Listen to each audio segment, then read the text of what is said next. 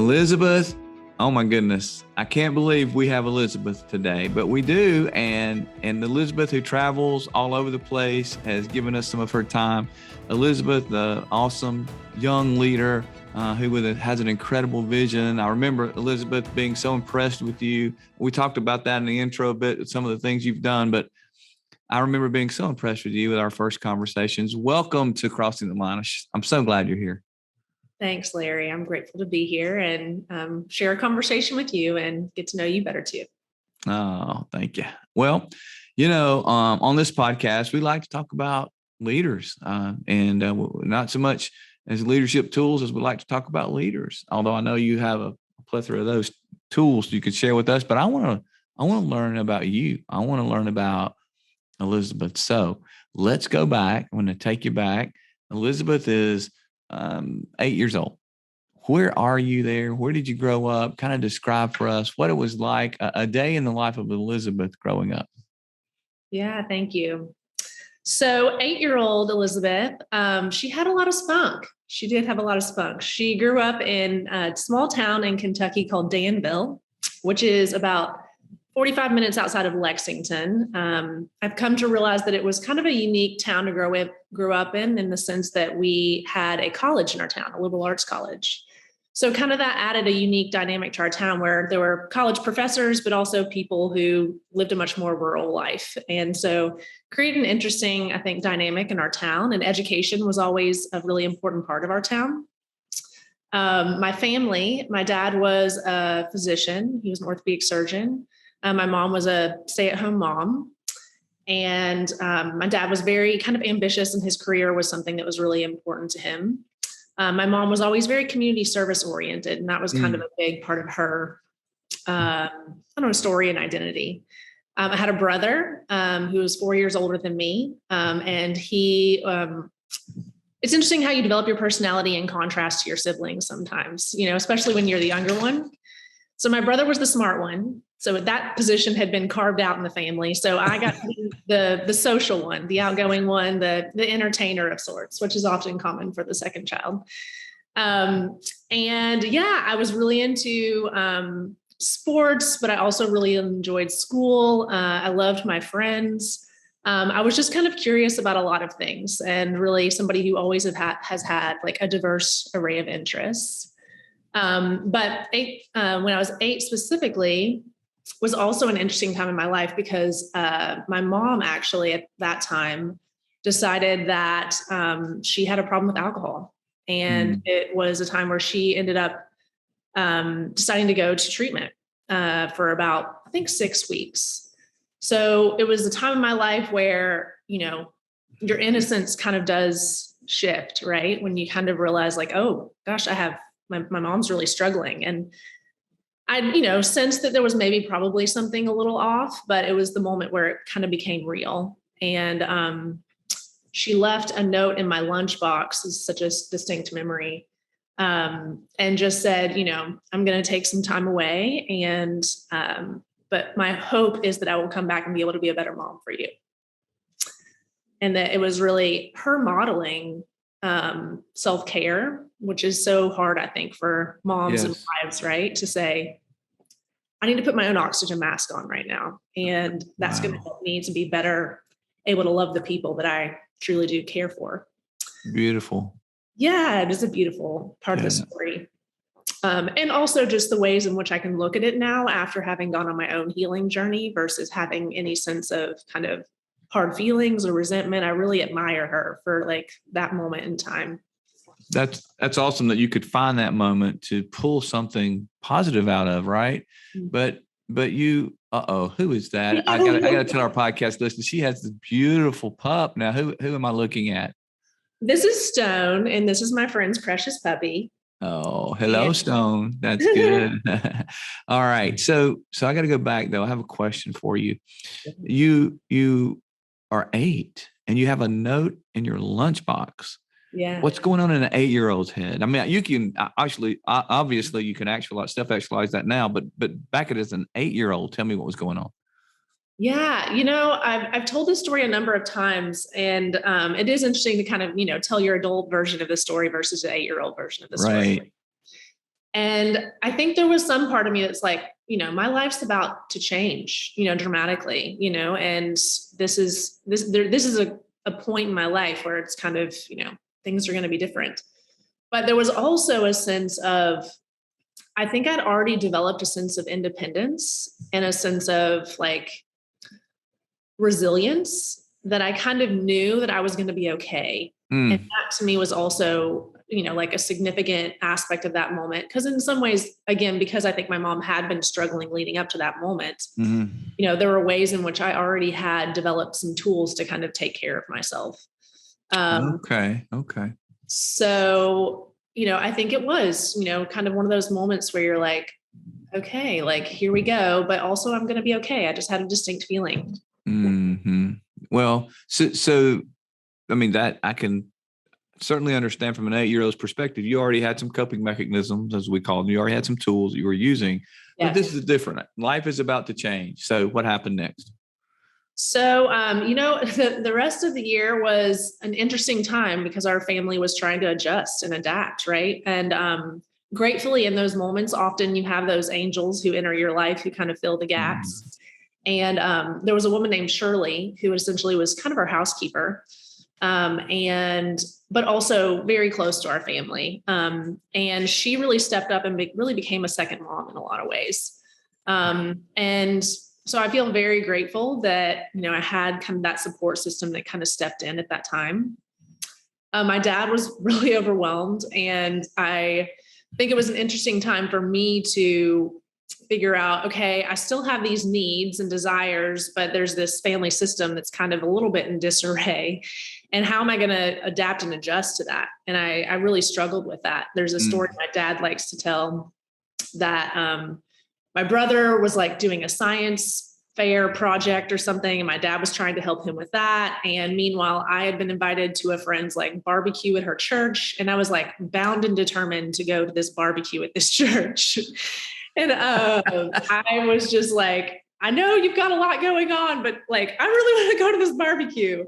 And my dad, kind of tells that story of like, oh, you kind of weren't very situationally aware of all the things that were going on. But the way I see that story now is that I just really knew how to advocate for my needs in such a pure way at that time. Yeah. I think who we are at 8 is so honest, right? Yes. It's who we are. Yes. And sometimes when we lose the thread, I think later in our lives, like remembering who we were at that age, help us remember, like, I do know how to advocate for my needs. And certainly as we grow older, we learn better, more effective tools to maybe kind of do that, or more emotionally intelligent ways to do that. But I love that I was a child who kind of knew what she needed and was trying to advocate for herself in the midst of a difficult situation. Yes, but did you get to go to the barbecue? I think I ended up being at the barbecue. I think color by water. I was going to figure that out.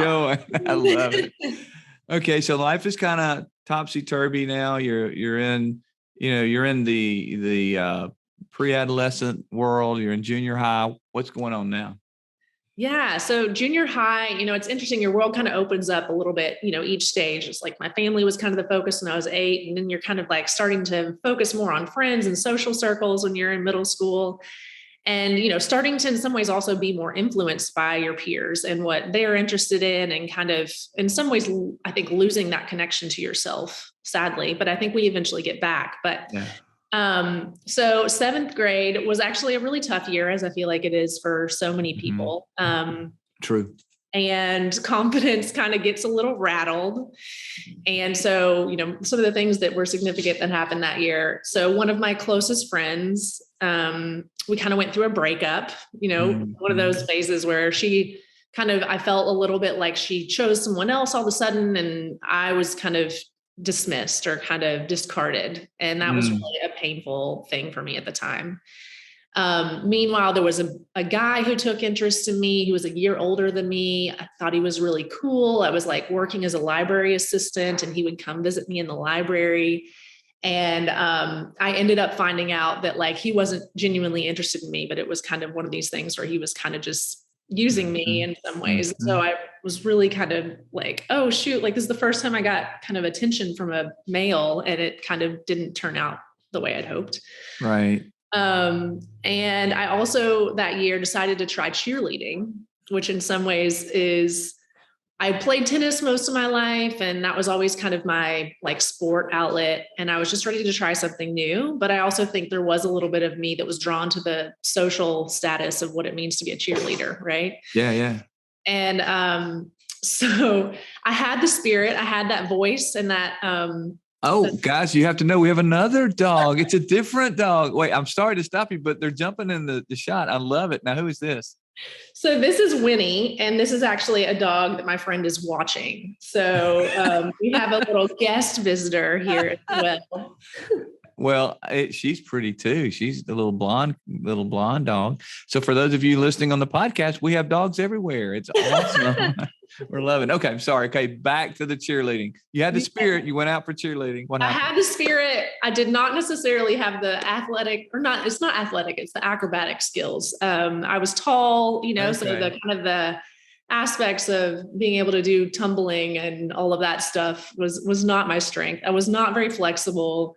But it was a good experience for me to try it on. And then, by the end of the year, I was like, cheerleading's not my thing, and that's okay. And I don't need this kind of the social status of this, like I'd rather do things that are more aligned with who I am. Wow. And that was kind of I think a good moment for me to try on the thing that was not unexpected of me, but in some ways was cool, and realize like, I don't need to do the thing that's cool if it doesn't feel like it's, aligned with me. So, yeah. And so anyways, in the midst of that year, I also actually really got closer to my mom because, the cool thing is like, I think my mom in some ways didn't think she was natural at being a mom of young children, but she is kind of a very much more natural, I think, at being a mom of older children, because she's really good at listening. She's really good at empathizing.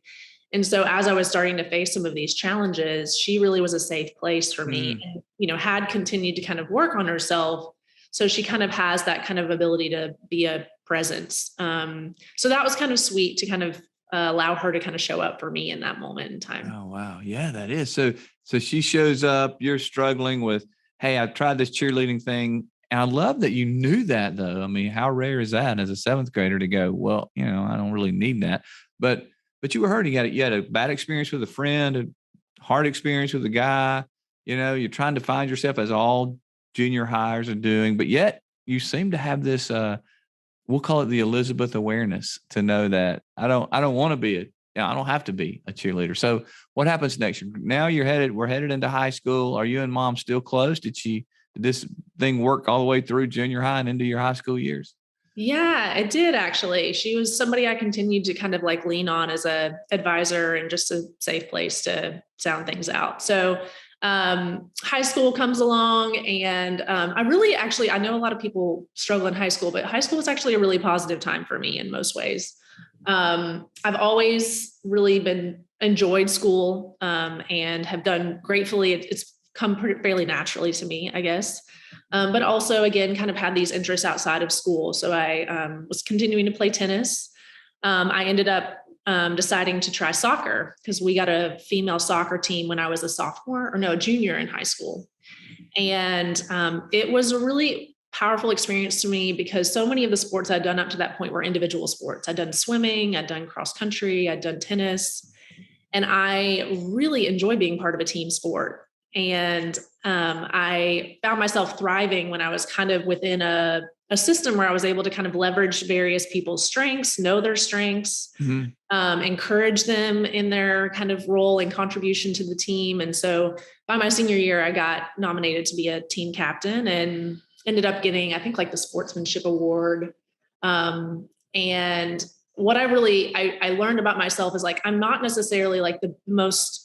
I had a friend who was like, she was the competitor. Like she knew how to like be cutthroat and like know how to like drive that goal.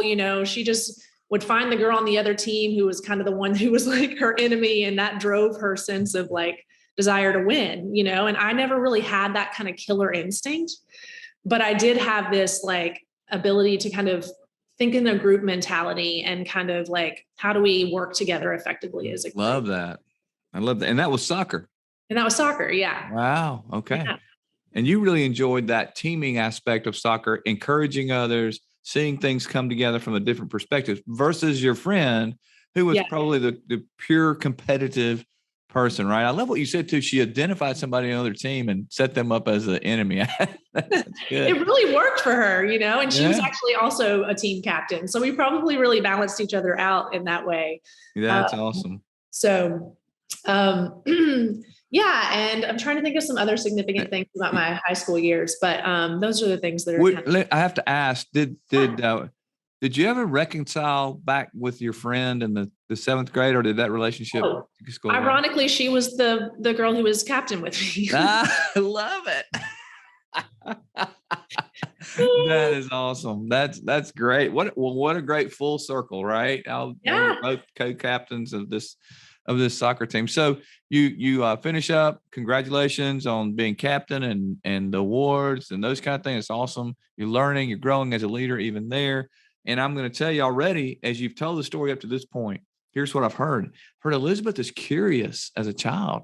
Mm. She's curious, and not only that, she is self-aware enough to know, kind of begin to understand, I don't need this, and this is what I do need. You're already developing that confidence, Mm. and you're really good and adept at finding your niche and saying, I can do individual. I'm a bit athletic, but I love the team aspect, and I see you investing in others all the way through your adolescence. You were developing those traits that make you who you are today. The ability to lead in a way that you are leading today and to be the person that you are today, which I think is amazing. But we're not finished. Rest of the story. So we graduate high school. Yep. Where are we now? Are we in Kentucky? Where are we? We're still in Kentucky, still in Okay. the small town that I grew up in. And Okay. as you mentioned, that curiosity continued to drive my decisions moving forward. And I knew there was a big, bold world out there, and I was ready to go see it and take it on. I had the fortune of my senior year of high school to go on a trip to Ecuador.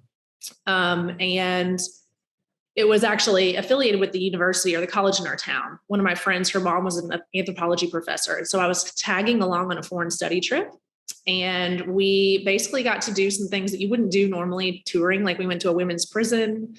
And then I got to go on a tour in the Amazon and visit an ecotourism lodge, which all of these things just left such a strong impression on me. And at that age, I was like, I would like to be a foreign diplomat. I think that that's something that would be really cool. So in my choice of going to college, I ended up going to a school called Furman University, which is in Greenville, South Carolina. I had told myself I wasn't going to go to Kentucky or any border states for college. So that was far enough away, but still close, enough to be able to get home in 5 hours. And I chose the college because there was kind of a Christian vision and mission around the school, and that was really important to me at the time. And so college was also a little bit of a humbling experience for me and kind of shook my confidence. I was so excited about kind of launching off on this new phase in my career or in my life, and felt like, oh yeah, this is going to be amazing. I'm, going to venture out and the world's going to receive me with open arms. And, I did kind of falter a little bit in my college career.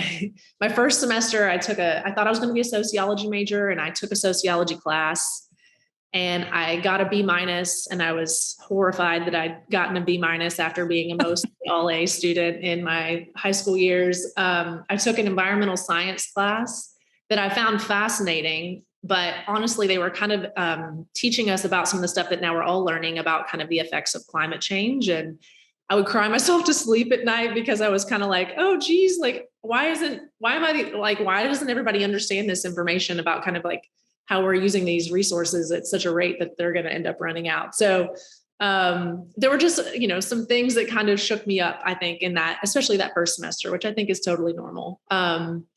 But, eventually I did, of course, find my footing. I had tried out for a student activities board and hadn't gotten that position and was really disappointed. But meanwhile, I did end up kind of finding an opportunity to get involved with Young Life, which, is a ministry for high school students. And really enjoyed the aspect. One of the things that I think in our culture is a little bit of I don't know if I say it a problem, but I do think we tend to kind of like put people in age groups, and then we kind of don't interact with people who are kind of from different decades. And that was the thing about college I didn't love, is like, I need perspectives of people younger than me and older than me. And I don't actually like being kind of in this bubble. A lot of people talk about college campuses as being a bubble. So I really appreciate my young life experience, because it took me off campus and into the community and helped me gain some perspective beyond. It's so easy, I think, when you're in college too, to be like, oh, like this test is the biggest thing in the world, so I think that was a really good, it was a good balancing, I guess, experience of my college career. And I also did go on foreign study twice. So I was able to kind of continue to explore my international curiosities, and went to France for a semester, and mostly focused on language acquisition and studying the culture, and lived with a French family. And then I went to South Africa. One of my most influential courses in college was a history of Africa course. And so we went to South Africa to kind of study the history of apartheid and kind of like post-apartheid. Yeah. And I've always been interested in kind of like racial reconciliation and like efforts to kind of resolve these types of conflicts and tensions within cultures. And so that was fascinating. And I'm grateful that I pursued those experiences to, again, kind of expand my world beyond kind of the bubble. It's amazing, Elizabeth. You continue to be curious. You continue to try new things, and you allow things to, may I use the word, convict you, with the climate issues, and then the need to go to South Africa and learn and educate yourself. I love that. I go back, I'm drawing the circle again. We're back to the barbecue. It's what you knew you needed, and you went after it, right? And so you're going after it now. I just think that's beautiful. And are you a foreign diplomat? Do we get that goal accomplished? So that is a good part of the story. So basically, I kind of let that go. I took an international relations class in college, and I felt like it didn't resonate for me. It was like, this is all about power and bombs. Like, that's not really what I'm interested in. I'm more interested in humanitarian efforts. So I thought maybe I would do Peace Corps in my 20s, but I didn't end up pursuing that. And in some ways, I was like, I went to grad school in my late 20s. I went and got my master's in higher education administration. Considered working in kind of international higher education, but also kind of ended up feeling like that wasn't right.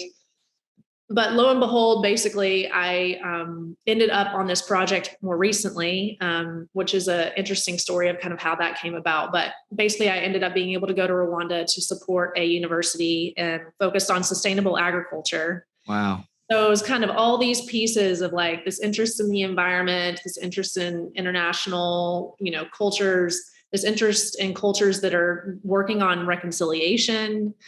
And so what I think is so beautiful about how this came together is I wasn't looking for it, but I knew I had to follow my curiosity. And then when you meet the right person, they can see those pieces, and they're like, who knows what doors might open, for you when you just continue to follow your curiosity, but don't necessarily know where it's taking you. No, it's really incredible. Because the pieces were being put together all through your life. You had that curiosity, that self-awareness, that drive, to the need to pull people together. Then you expanded that in college, and your graduate work taught you how to look globally and find need. And then you went and explored and fed that curiosity some more. And what's so cool about you is you fed your curiosity in a purposeful way. It's not about being just curious. No, it's about saying, wow, how could I truly make an impact? And you wound up over in, a place where did you ever thought you'd go to Rwanda? I mean, was that ever a... Well, I did have a friend who had previously worked in Rwanda. So I did have and that was actually kind of how the opportunity kind of came together. So, but certainly when she was there and telling me about her experiences, I never was like, oh, I'd like to find a way to do that. I love that. It just it happened because you are a great example of what a leader does. It's about how we travel this journey, it more than the journey itself, I think, in the end goal. So as you continue this journey, I want to ask you, and our time is slipping away, and I have a couple of more questions for you though before I let you go. As you're sitting here, we've just said, obviously, you can't say what's next. But my question is, what's next? What are you, what are you thinking?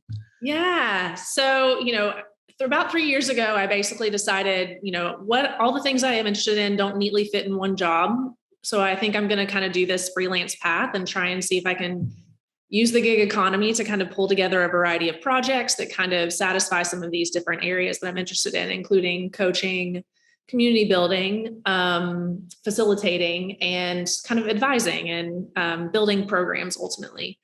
So that's kind of what I've been doing the last 3 years that kind of led to this opportunity in Rwanda. And so now I have this international piece that I'm kind of weaving into the fabric, and like, how does that, how is that going to play into what's next for me? So I guess I'm exploring a few things. I'm interested in work with foundations because I feel like it's a great kind of way for me to build on what I learned supporting an international project and being on ground for an international project. And I'm kind of curious about managing a portfolio of projects where I can do capacity development for leaders who are doing good in different parts of the world, and help them through the lens of kind of organizational development. How do they be effective as an organization?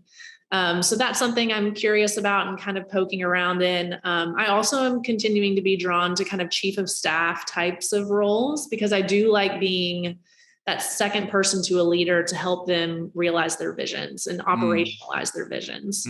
And that's kind of naturally, it's, again, you look at your career and you think, what has kind of happened naturally? And what's happened naturally for me is I end up in a role in an organization, and then I become kind of a strategic partner for the leader, regardless of the role that I'm in. And I do really like playing that position. So those are some things I'm exploring right now. That is incredible. I can't wait to see what you are accomplishing and continuing to do. I love your vision. I love the way you articulated it. I think you have set a great example for all of us. Know yourself, be curious, know who you are. But then you said, let's find ways that I can live purposely. And I got to know what my purpose is. I've got to know what I enjoy doing and what I'm good at. Yeah. And you found it. You're brilliant, Elizabeth. You're just brilliant. I love it. One more question for you. Sure. You want to get it? Yeah. So you found your way. You've had some hard times. You said it was hard. And, you failed some, but you got up and kept going. We all have experienced that failure. What would you say to these young leaders who are maybe where you were a few years ago? Not very many, because you're very young, but just a few years ago. What would you say to those men and women who are looking to try to find out what they need to do? Give us some tips from your perspective of what you would share with them. Yeah. I think that there is this pressure to kind of know the answers when you're young, right? It's like, I should know what I want to do. That kind of keeps you in a place sometimes of paralysis. And for me, and I don't know if this is true for everyone, but I do think it requires a good amount of experimentation. And I think that people, I used to be a career counselor at a point in my career with college age students. And I just found them kind of like, I need to know what I'm going to do with the rest of my life at 22. And it's like, this is just the beginning of you experimenting and exploring, and putting that much pressure on any one job to kind of have that, all the components of who you are, I think is kind of a little bit of a misnomer. It's a little bit of a false, I think, thing for people to pursue or explore. And I also think there's ways in which our jobs don't satisfy all parts of who we are often. And there's real value in us accepting that and realizing there are ways that jobs might satisfy some parts of me, but I'm going to need to pursue things outside of my work that appeal to the other parts of who I am, where I can kind of feel like I'm bringing my whole person to my life. Wow. That's a great wisdom again, great insight, different perspective than what we normally hear from leaders, and it's so valuable. So thank you. Thank you for that. Thank you for giving us permission to experiment and not put so much pressure on us. It's worked beautifully. It is working for you beautifully, and you're a living example. And to realize that we're more than about our jobs. We are holistically created to be about more than the task and more than our jobs. It doesn't have to define us, if you will. That's beautiful. That's amazing. You got me excited over here, Liz. I'm just like, yes, I love this. Let me ask you a question. You think as you travel your journey, we might have you back and kind of check in and see where you are and let you help us some more. Yeah, absolutely. I'd be more than happy to come back on another time. I love it. Thanks for giving us your time. Thanks for being our guest. And you're a great example of someone who's crossing the line to make a difference. And we appreciate it. Thanks, Larry, for having me here.